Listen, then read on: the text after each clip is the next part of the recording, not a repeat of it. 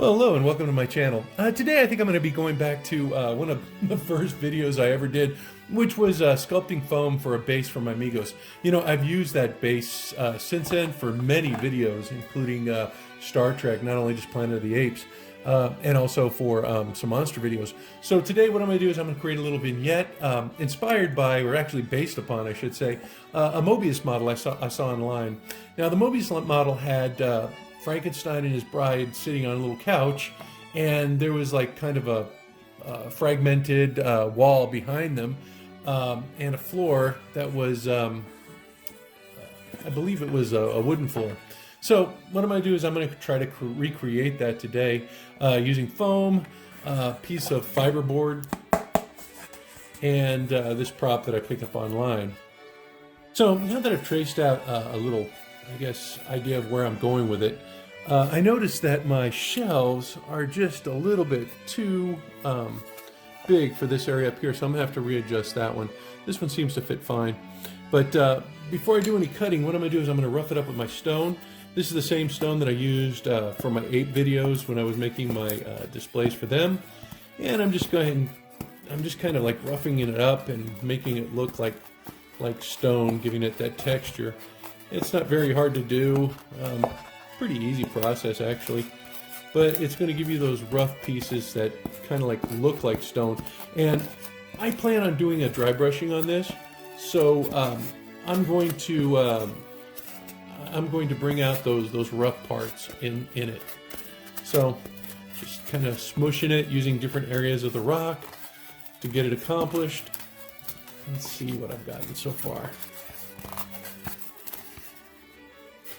Oh yeah, that's looking really rough. Let me just get a couple more pieces done. Yeah, it's beginning to look like stone. I think I'm going to start doing the cutting with the wire next.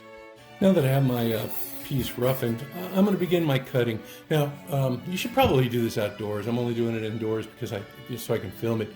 But I got my fan going on and I have a door open behind me so that, you know, I can get some cross ventilation, because I understand these fumes are not good for you.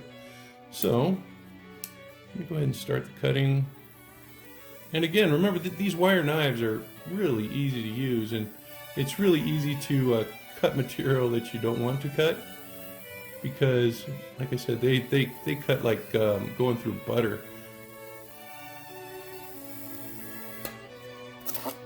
See? Easy. Okay, I'm going to get this top portion. Remember to try to work perpendicular to the piece so that the rocks look even throughout.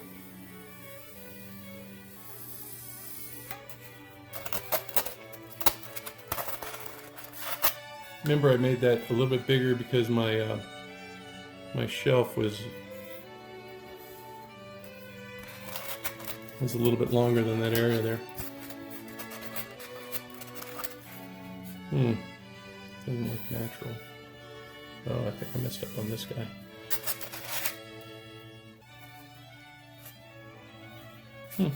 I'll just make this area a little longer over here.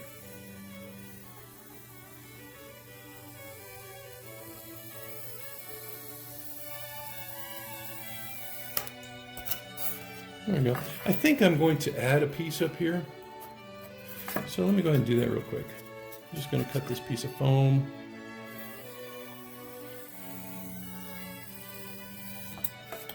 There we go. Because what I think I'm going to do is I think I'm going to glue it up here to the top, just to give it a little more height, because I noticed that I don't have as much height as I wanted. So I'm going to hang on to that for later. All right, let me cut this piece down here.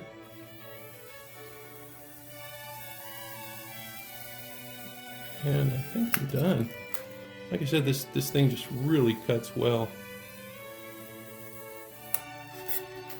Wow. I don't know if I should shape it, because I think I might end up melting it. So I think I'm going to leave well enough alone and move on to the next part. You know, I think I can get this top.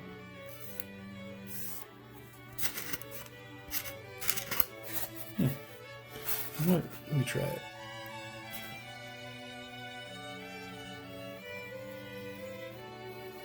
I'm going to try to bevel this rock. Oh yeah, that looks pretty good. I'll be right back. I'm going to try something. I went ahead and attached the top part, stuck a toothpick in there to try to give it some strength. But I'm using the tip of my piece now just to round off the edges of the rocks.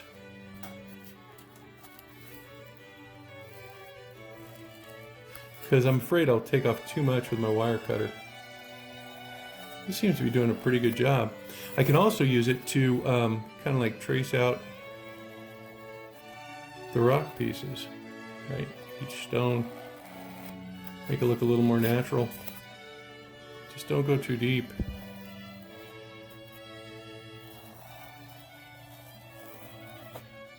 Looks like I'm going to need a, I don't know, maybe some steel wool to clean this off.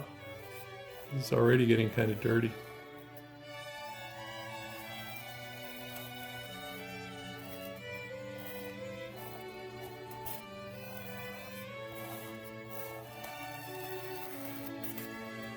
Wow, it's really giving me the texture I want.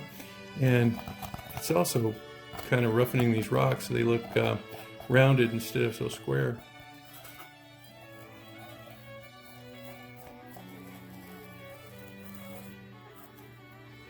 My tip's getting dirty. I'm gonna go ahead and clean it off. I'll be right back. When you're doing the rock, I found that you need to knock down these little edges. You know, you don't want to have any sharp edges because these are not flagstone, these are stone pieces, so they're usually rounded. So anywhere you have like an angled piece or a square piece, make sure that you round it off. I think I'm almost done.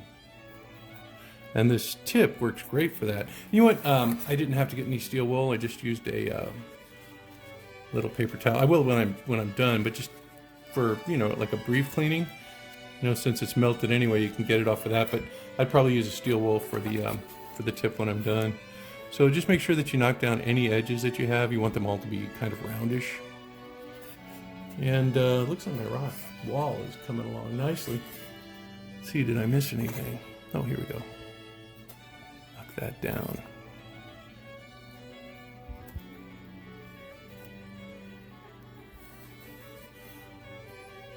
Okay, I think I'm done with this. I'm going to go on to the next step.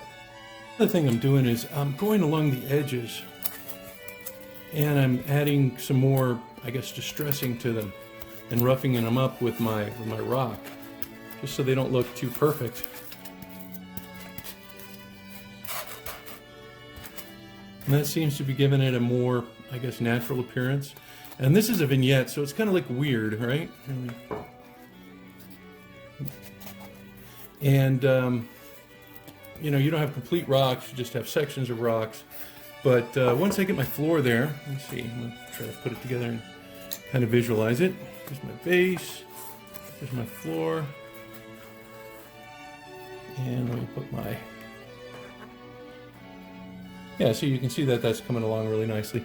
And I do have enough room now for my shelf. You know? In both places, so I'm good to go on that.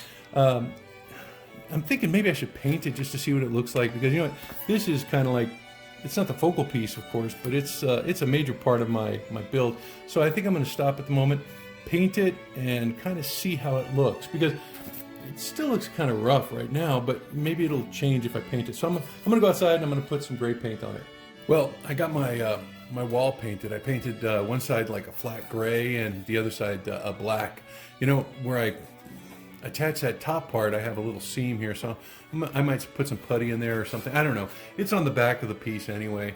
And I was thinking when I put the shelf in, the shelf is going to go right there, so I might just cover it up. I might just leave it the way it is, you know. So anyway, at this point, I'm going to do a little bit of dry brushing. Now to dry brush, I'm going to mix a little white with some gray paint and use my dry brush. Now, you know, when you dry brush, you're going to ruin whatever brush you're using, because it you know, separates the bristles, and you know, it's kind of destructive on the brush. So I'm going to take my paint, my gray paint, and I'm going to put a little white in it and mix it up pretty well. And then remember, when you dry brush, you're pretty much removing like 90% of the paint. you know. On this one I might not remove as much, maybe 75, if that makes sense, because you know what, I want to have some of it on the piece. And I'm just going to go through and I'm going to actually, you know what, let me just wipe off a less. I'm just going to dab my brush into the tissue, or the paper towel, and that way I can get a little bit more paint on it, because I think I'm going to need more paint. Oh yeah, that's looking good. Look at that. Getting some realistic rock there.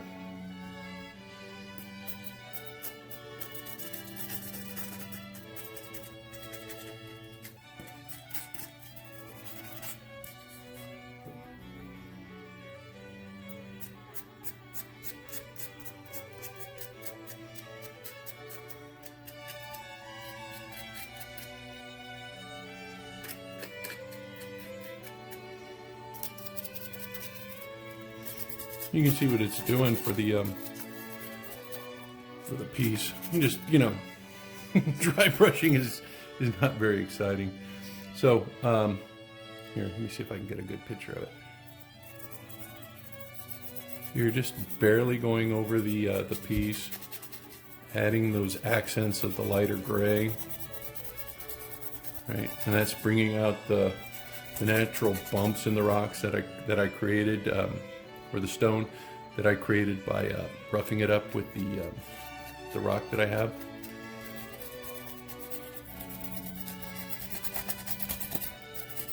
I may add a wash to this. I haven't decided yet. Just depends on how realistic the stones look.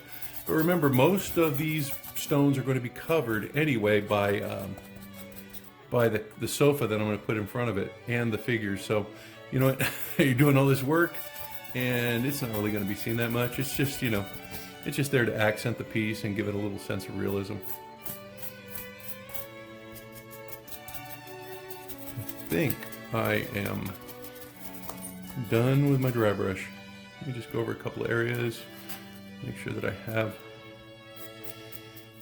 everything covered that I want covered. You can see that gives it a really realistic looking appearance. You know, maybe a brown wash might be good, you know, to give you some different color into the texture. But like I said, no one's going to see it, so that's about as good as I'm going to go. Let's go on to the next step. Went over to my local Hobby Lobby, and they had these gel stains, right? And I chose the maple. There's some darker colors there and some lighter ones as well. And what I'm going to do is I'm going to use this to create a wood grain effect in my little shelves that I have here. So I'm just going to take it, and remember, follow the same direction as you apply it, and you'll get a nice wood tone. Like it'll look like a realistic wood grain. I mean, there's some wood grain in there already, but this is going to really make it pop. And you're just, like I said, make sure that you follow it in the same direction. You don't want to go vertically if you're moving horizontally. And then that's the effect that you're going to get when you're done with it. Look at that, it looks really cool. Looks very realistic. I'm going to go ahead and attach these to the wall. I'll be right back. My shelves are drying. I'm going to go ahead and tackle the sofa or the couch. I'm going to remove the plastic pieces if I can. There we go. And what I'm going to do is I'm going to glue them down using a plastic glue. Now I think a super glue would work, you know, but I have this plastic glue, so I'm going to try that. There's a couple of places where I'll need to glue it, like right here, and I think I'm going to have to glue down the legs. And then once I have that glued, I'm going to go ahead and I'm going to coat it with this primer, this black satin. And I'm going to use that for the base for my other colors that I'm going to be putting on the sofa or the couch, which are the reds and the browns for the wood. I don't know, you know, I like the way that the stain gel works on those shelves. It really looks good. But I think I'm just going to, I don't know, do a dry brush instead on a brown for these. I don't know, I haven't decided yet. But the next step is to paint the couch. Here I am painting the little couch. I'm just using one of my Citadel paints. This one is Evil Sun Scarlet. So, got the evil in there somewhere. No, I'm just brushing it on. You'll notice that it's not really bright, and that's because of the black paint that's on there already. It's going to bring down the brightness of the red, and it's going to give it a more of a I guess like a blood red appearance. It's not going to be like bright red. And you want that, you know, because it's a sofa, and I'm gonna add some black wash to it too, just to kind of bring down the red a little bit more, give it like a leathery appearance, because that's kind of like what I'm going for here.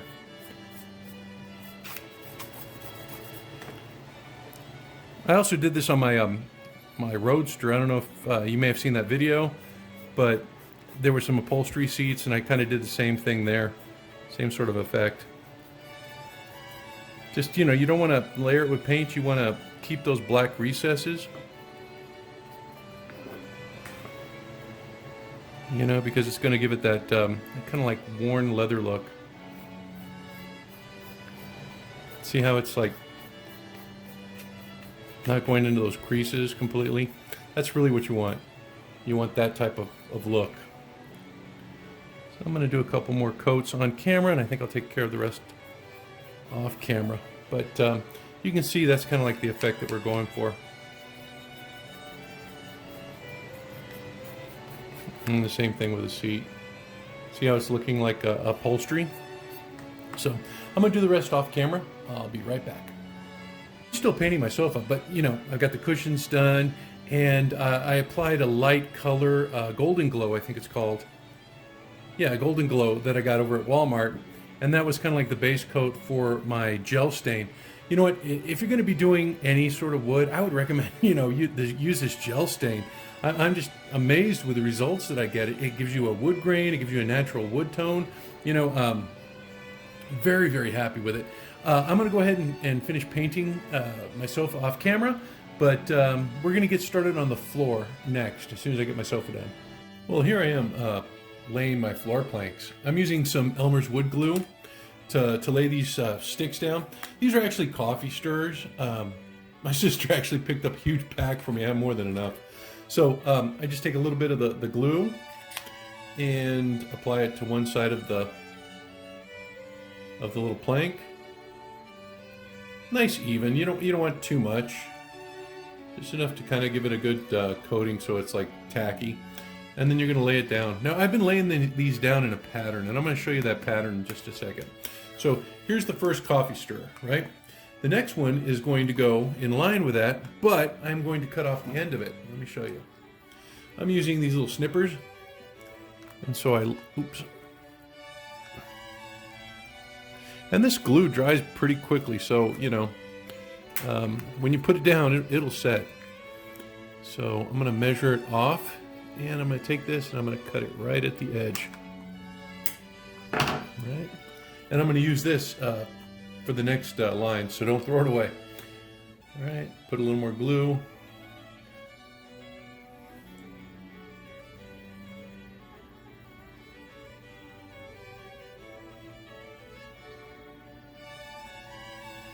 That's going to go right next to it.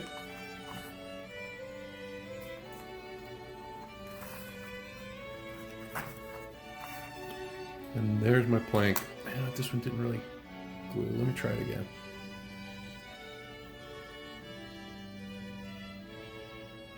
There we go. I think that's enough.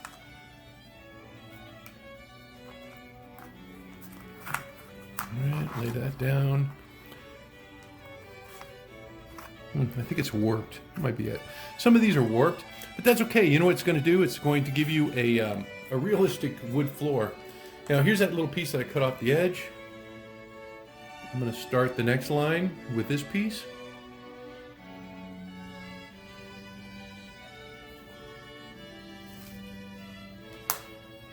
And I'm going to build off of that one by taking my next plank.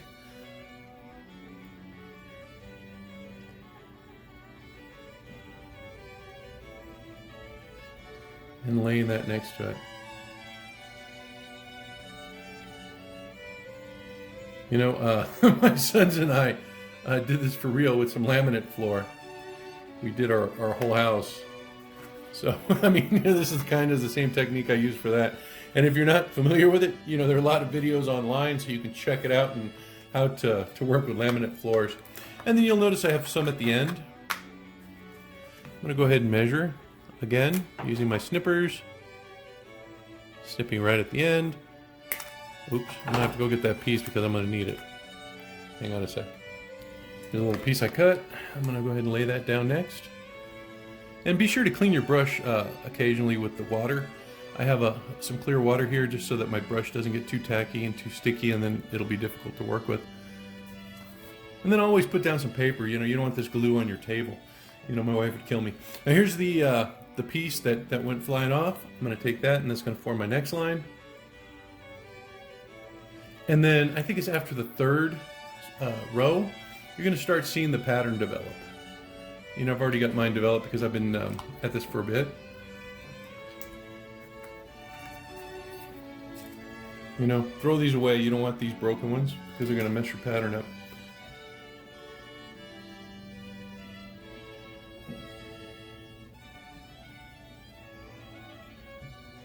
And I actually used one of the brushes I never use, this big, long, flat one.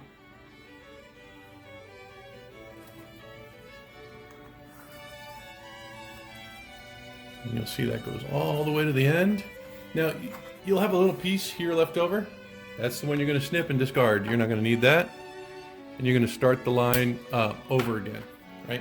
So you can see that the floor is starting to develop that pattern. It looks realistic, and that's the look I'm going for with these. When I'm done with it, I'm going to use my gel stain to cover the floor. But you know what? Here's my sofa. I finally finished that. It looks great. I used the gel stain on the wood parts. I had to cover it with that golden glow first to kind of give it a base coat so that the color would pop. And I actually ended up doing a wash of that Nullen's oil after I painted the red to give it like I guess a distressed leather look. I mean, I think the sofa looks great. So I'm going to continue the process on my floor, and I should be back in a moment. I wanted to share me putting the last plank into my floor. You know, this is the satisfying part, right? Seeing it all come together. Now you'll notice that the floor is kind of like uneven in spots, and some of the I guess planks are rolling up. But you know what? That's kind of like the effect that I want, because remember, this is in an old like castle or lab somewhere. So, you know, parts of the floor are going to be rolling up, you know, they're not going to be uneven because they're warped. So, you know, this is really the best option for me. I think it's going to look great. You know, once I get the piece put together. Here, let me see if I can get some of it together so you can get an idea of what I'm talking about. Okay. Oh, you'll notice that I put that piece of square foam here. I painted it all like a dark brown, except for this part that was on the base or whatever on the bottom, because you know what, this is going to be covered by the floor, so I'm not too worried about it. You know, but once I get the floor in there, let me pull it a little bit. You can get an idea of how it's going to look. And that little square in there is going to give the floor kind of like a floating effect, right? Like it's all part of like some nightmare, or you know, I guess it's going to make it look a little more surreal. So that's what I have so far. I'm going to go ahead and stain the floor and put the knickknacks on and see what I've got and compare it to the original model. I'll be right back. I wasn't going to show this, but I've changed my mind, because you know what? I wanted you to see how easy this gel coat is, this gel stain. Look, I'm just kind of like slapping it on with my brush, and it's giving me a really good wood tone, and it's kind of enhancing the grains that are in the wood itself. So all in all, I'm so pleased with this gel stain.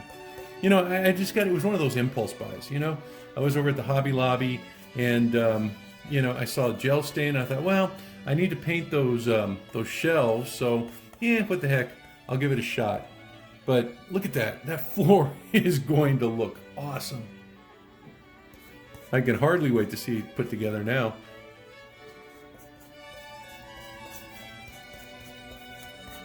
And this brush turns out to be a great size for doing a lot of stuff with this project.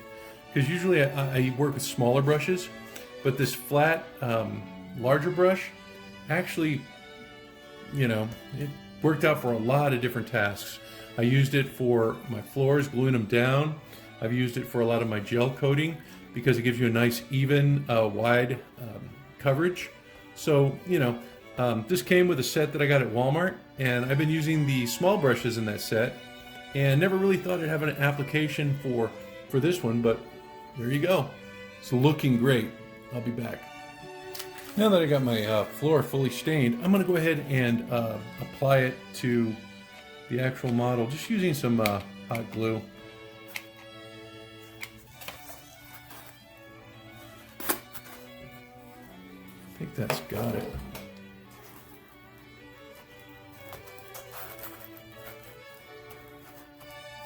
And you can see that that floating effect of the floor is created by that small little block underneath. You know, it's not coming out all the way to the edge, so you get that appearance that the floor is kind of like floating. So really pleased with it. Looks great. There's my chair. I'm going to let the floor completely dry before I get my Bride of Frankenstein, put her on there. I don't want her dress to get, or lab smock or whatever it is, to get stained with the gel coat. So I'm going to go ahead and give that some time to dry, and I'm going to get it all set up so that you can see. Well, there's the completed vignette. You know, I was just noticing, see that little plank popping up there? You know, I had debated whether or not to lay down the little coffee stirrers as planks, because, you know, it was a lot of work that was involved in that. It took me a while. But, you know, I'm so glad I did. I mean, how else are you going to get that realistic floor like that? It just, you know, it makes the model, in my opinion. You know, yeah, it was some work, but boy, it looks great. The only thing I might change, though, I might put down like an oriental rug underneath there, like maybe a round one, just to break up the color, because the color between the sofa legs and the floor, you know, is the same. So you might need something there to kind of like to break it up. You know, the accessories I picked, you know, just found them on eBay, the little cherubim and the candlesticks. You know, I have a romantic part over here because this is where my my bride's going to be, on that side of the sofa. And then here I have the skull diagram along with the beakers, graduated cylinders. They're a little difficult to pick up because of the colors, but this side is going to be the side for Frankenstein. So I wanted to keep that kind of like soft on the left-hand side and kind of like, you know, menacing and hard on the right. You know, very, very pleased with the floor effect. You know, it's floating. It looks so surreal. You know, it looks like the floor is just hovering there in space. You know, all in all, so happy with this model. You know, I've been having a great time, you know, pushing myself to do different things. I think I'm going to continue with the little vignettes and the little like Aurora models and Moebius reproductions, because man, this was a fun build. And you know, I got to use my foam cutter again. The foam wall back there looks really good. Here, let me spin it. Looks really good, right? The depth on the piece is great. You know, I didn't think I would be pulling the sofa out that far, but you know, I'm going to have the figure sitting there, and I'm going to need that depth to the wall. But yeah, it looks great. I'm really, look, see, more of these little planks popping up, just adding to the realism of the piece. Just really excited with it. Well, I hope you enjoyed what we did here today. I hope that you try this this Moebius reproduction and just, you know, have fun with your Megos. These things, I'm having the time of my life. I tell you, it's been great. So I can't wait to see you guys next time. You all take care and see you soon. Bye-bye now.